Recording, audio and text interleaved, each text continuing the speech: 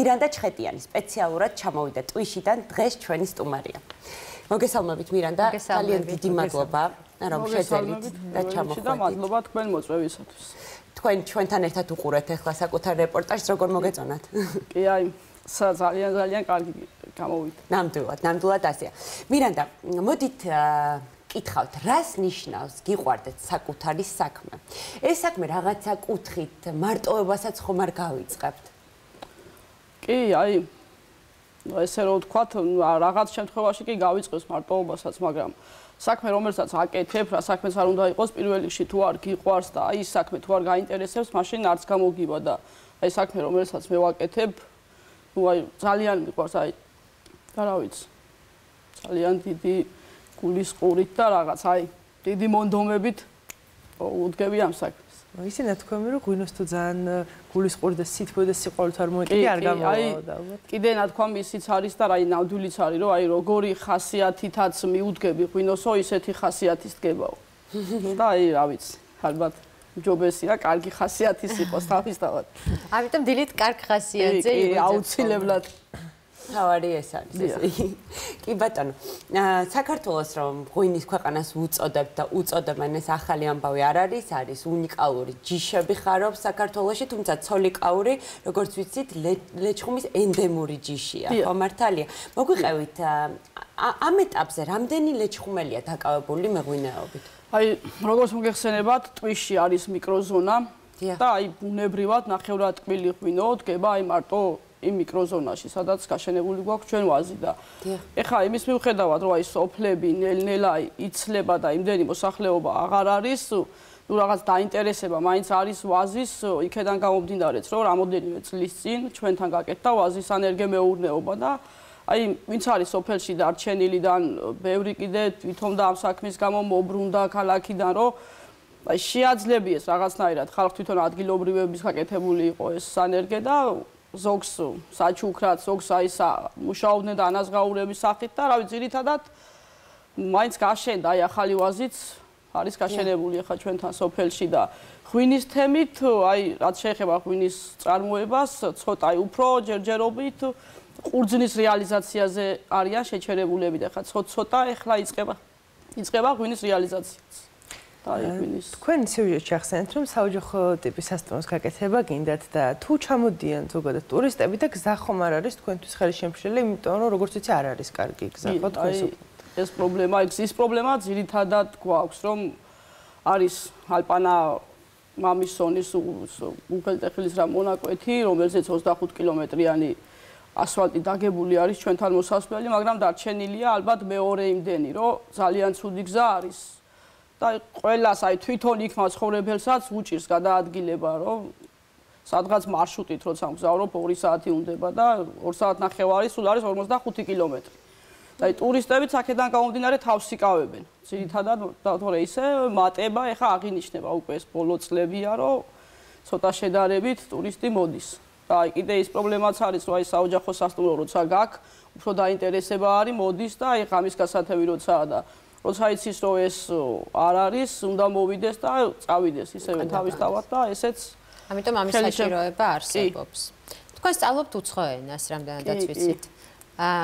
როგორი მიღწევები გაქვთ და რაში გჭირდებათ? იმ მხრივ რომ ტურისტები რომ ჩამოვლენ და ხვდეთ, გაესაუბროთ. აი პირველ რიგში ტურისტებთან საკომუნიკაციო. თუმცა რამდენადაც ვიცით, ჰოლანდიაშიც მიემგზავრებით გამოფენაზე. გეგმა მოგვიყევით ამის შესახებ, რა გამოფენა, თქვენი რა ნაწარმი გაქვთ?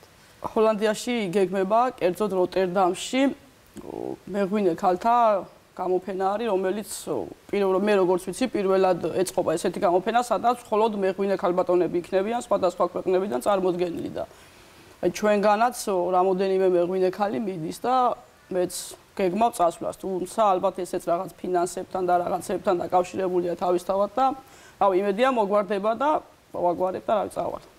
და მე წავიღებ თავისთავად აი ჩემ ტვიში სოლიკოურის. უკვე ქვევრების გახსნილი მექნება და ნაკდროის. დიახ, და ქვევრის სოლიკოურს.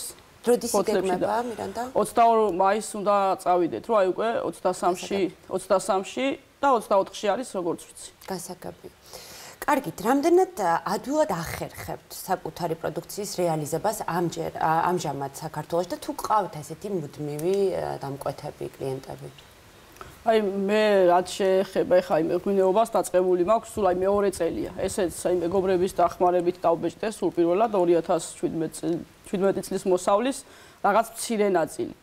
ეხა 2018 წლის მოსავალი უკვე დავბეჭდე, რომლებიც ქვევრის გარეშე მქონდა ის დაყენებული, ის დავბეჭდე და ისე მეგობრების დახმარებით თბილისში პრეზენტაციაც მქონდა 24 დეკემბერს ბინა 27-ში, რესტორან ბინა 27-ში და ეხა იქიდან გამომდინარე რომ ეხლა ვიწყებ ამ საქმიანობას, კი არის ეხა ნუ რაღაც რეალიზაციის ცოტაოდენი რეალიზაცია მაქვს, მაგრამ აი ძირითადად მაინც რეალიზაციის პრობლემაც არის, ესე რომ ვთქვათ, რომ სანამ გააცნობ ფართო საზოგადოებას და რაღაც, ნუ თავიდანვე ცოტა ეს პრობლემებიც არის და ისე მაქვს ეხა რამოდენიმე ღვინის ბარიდანაც შემოთავაზება და რავი, ყველა ელოდება ქვევრების გახსნას. გასაგებია. თქვენი აზრით რა უნდა გაკეთდეს ქვეყანაში იმისთვის, რომ ეს მეღვინეობა უფრო განვითარდეს?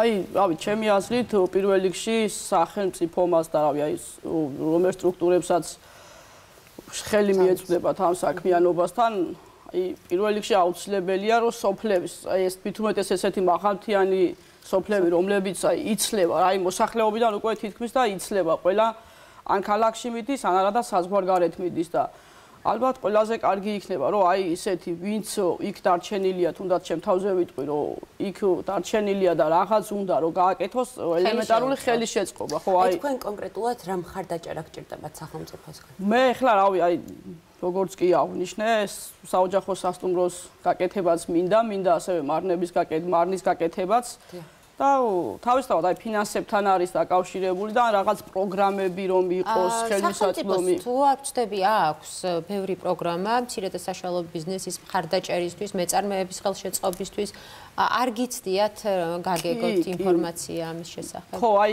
მქონდა ერთ-ერთშიც მეც მონაწილეობა მიღებული, მაგრამ ვარი მივიღე იმის ხრივ რომ საოჯახო სასტუმროებს აღარ ვაფინანსებთო და აი მარტო მარანი რო ყოფილიყო ხა მე რა იქნებოდა ეგ არავინ იცის და რადგან ორივე იყო ამ შემთხვევაშიო საოჯახო სასტუმრები აღარ ფინანსდებაო ესე პასუხი ესეთი მივიღე მარნით რომ დაიწყოთ შემდეგი კი ეხლა უკვე გეგმავ ესე რომ მარნით აი ამ წუთასაც წაწყდით რამე ისეთ პრობლემას იმის გამო რომ მეღვინეობა რატომღაც მამაკაცის საქმიანობად ითვლება თქვენ როგორც ქალი ამის გამო პრობლემა ხომ არ შექმნიათ არა, პრობლემა ხა აი მე ისეთი სერიოზული პრობლემა არაფერი, უბრალოდ აი რაღაცნაირად გაკვირვების მომენტი იყო, რომ ეხა ამ ხელა საქმეს რო აი მარტო შეეჭიდები და რაღაცა ხო, აი ეს ამ ხრივ კი ეხა თორე ისე პრობლემა არანაირ პირიქით, რავი, თუ რამე დამჭირდება, აი ვინც არის იქ დარჩენილი, რავი, ყველანი ხარში მიდგან, კი ესე რომ ვთქვათ, მაგრამ იქეთ უფრო ჩემი ხარში დადგომა და დახმარება ჭირდებათ, ვიდრე ის არა, უკვე ძირითადად ასაკის ხალხია შემორჩენილი სოფელში. ძალიან მოფასებ თქვენ ერქალებს ვინ სტერეოტიპებს ამსხვრევენ და ამტკიცებენ რომ ყველაფერი შეგვიძლია.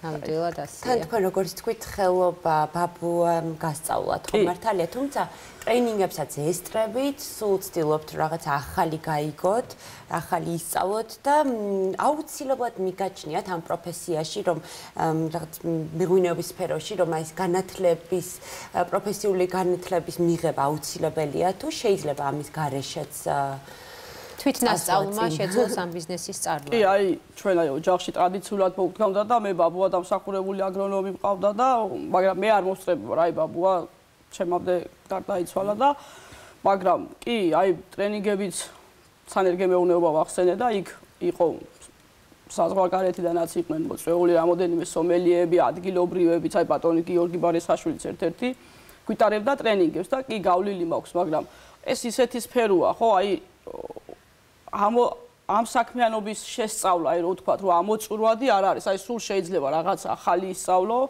ეხლა მით უმეტეს თავისთავად ქვეყანა წინ მიდის ტექნოლოგიებიც განვითარდა და კი მართალია, აი ადრე თუ კეთდებოდა რაღაც ოჯახური პირობებით, მე ვეთანხმები იმასაც, რომ ეხლა უჯობესია ისწავლო, აი ახალი თანამედროვეობაც. და ექსპერიმენტების ჩატარების საშუალებაც გაქვს ასეთ დროს მეღვინეობაში შეიძლება? კი, თავისთავად, კი, როგორ არა. მე ხა გეგმავ ჩვენთან ეხა ტვიში ძირითადად აი მე რაც ვიცი და აი რაც გამიგონია წინაპრებიდან სულ აყენებდნენ კლასიკური სტილით, აი როგორაც ვახსენე, ჭაჭის გარეშე და ეხლა მინდა სინჯო აი 2019 წლის შემოდგომაზე უკვე რაღაც ცოტა მცირე რაოდენობას აი დავაყენებ თქვა ჭაჭასთან ერთად და როგორი იქნება და როგორი აჯობებს და რაღაც აი სხვადასხვა მცირე ექსპერიმენტების სახით ესე რომ ვთქვა. დიახ. ესე იგი შეიძლება ითქვას, რომ თქვენს რაღაცნაირი თქვენი საკუთარი და გამორჩეული ტექნოლოგია გაქვთ, რის მიხედვითაც მუშაობთ. კი, ამ ეტაპზე კი, რომელიც აი არანაირი ხელოვნური ჩარევა არ ხდება ბუნებრივად. აი ბუნებრივად გადის დუღილის პროცესსაც და აი ყველაფერი აი რაც პროცესი ჭირდება, ყველაფერს გადის ბუნებრივად. ძალიან კარგი, უღრმესი მადლობა. იმისთვის რომ მადლობა ჩვენთან რომ გაგვიზიარეთ თქვენი გამოცდილება და ძალიან დიდი იმედი მაქვს რომ ის ფინანსები რომელიც გჭირდებათ გასამგზავრებლად მოიძიებთ და ასევე იმედი გვაქვს რომ გესტუმრებით თქვენ სასტუმროში. აუცილებლად ღვინოს. აი ხარეთ მადლობა. უღრმესი მადლობა მე და მარიამს. რა ვიცი. გეპატიჟებით დიდი სულითა და გულით. უღრმესი მადლობა მაყურებელს მინდა შევახსენო რომ ჩვენი სტუმარი არის მირანდა ჩხეტიანი რომელიც სპეციალურად ჩამოვიდა ტვიშიდან რომ დღეს ჩვენთან ერთად ყოფილიყო.